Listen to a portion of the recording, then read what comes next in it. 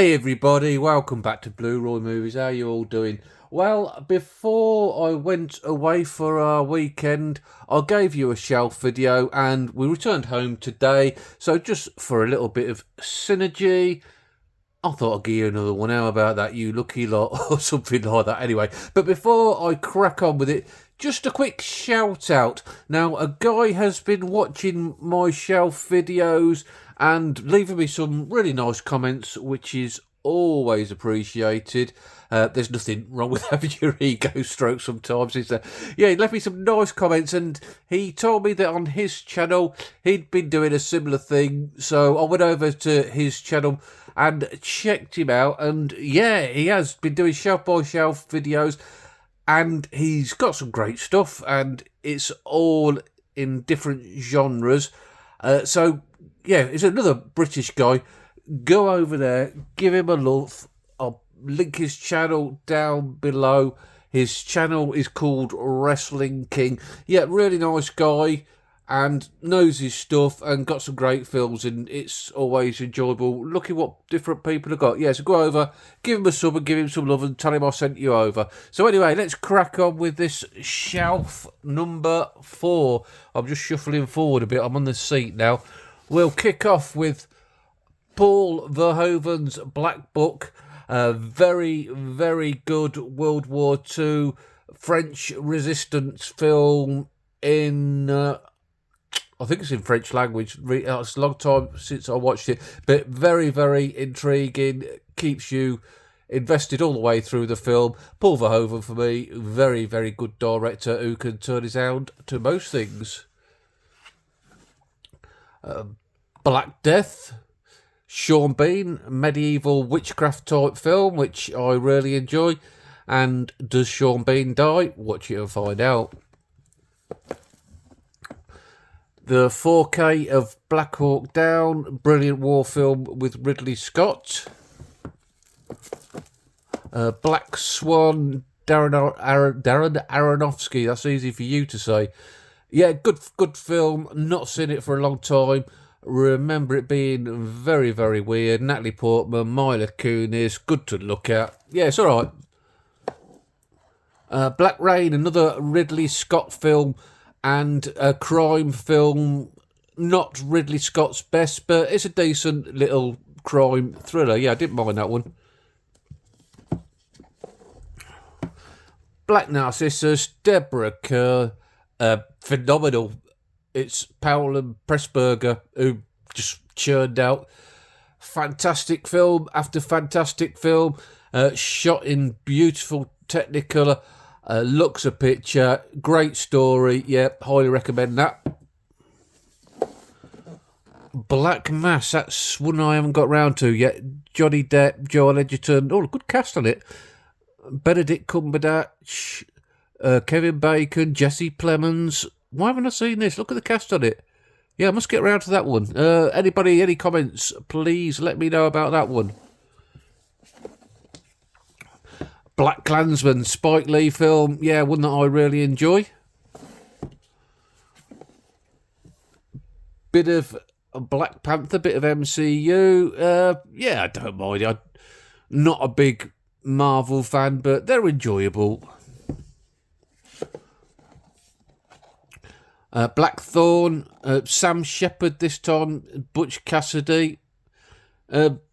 Watched it a long time ago, barely remember. Remember it being alright. Back on the MCU with Black Widow. Not the best in the series. The Blade trilogy. I quite like them all, actually. Even the third one that's much derided. Blade Runner in 4K. Arguably my favourite film of all time. If push comes to shove, and I did do my list, it might just make the top spot, just sublime and gives me goosebumps every time I watch it. And oddly enough, having said that, I haven't got around to the sequel. I kind of like semi-protest way haven't watched it, which I know is stupid, doesn't make any sense whatsoever, but it's there. I'll get round to it someday. And I know a lot of people do like it. and James prefers it over Blade Runner, which is crazy to me, but there you go. Bleed for this, another one I haven't got yet to. Miles Teller in a boxing drama. Again, if I should be watching that soon, let me know. Blood Diamond, a good Leo film about the South African diamond trade and all the thrills and killings that go with it. Blue is the warmest colour. I know Sam's a big fan of that one. The Blues Brothers, I'm not a musical guy, but I do like this one. Blues Brothers, iconic music, brilliant car chases. At the time, I don't know whether it still does, held the record for destroying the most cars whilst filming a film. Yeah, good fun. Blue Valentine, another one I haven't got to yet. Ryan Gosling and Michelle Williams. I hear it's very bleak, so knowing me, I'll probably watch it at Christmas time. Blue Velvet, good bit of Lynch, maybe my favourite David Lynch. Bonnie and Clyde, Warren Beatty, Faye Dunaway.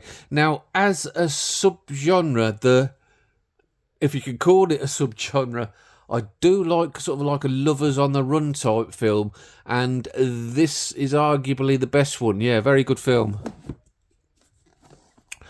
One of the few Paul Thomas Anderson films I haven't watched, and apparently it's maybe and arguably his best.